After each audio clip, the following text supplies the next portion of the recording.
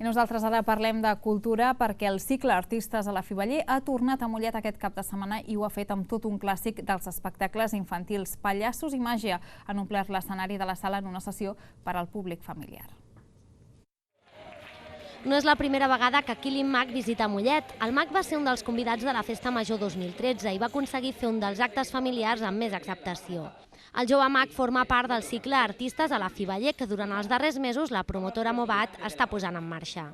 L'estiu vaig veure la Festa Major al Quilin i em va encantar.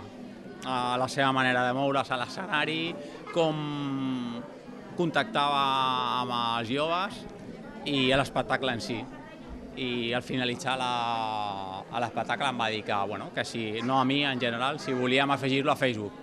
El vaig afegir i em vaig posar en contacte amb ell, vam parlar i va dir, mira, portarem un grup que són molt coneguts a nivell internacional.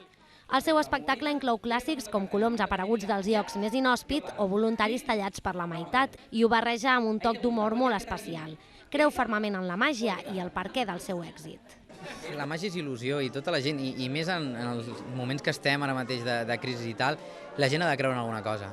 I si pot ser màgia, millor que millor. La veritat és que per les coses com estan, la màgia encara té força.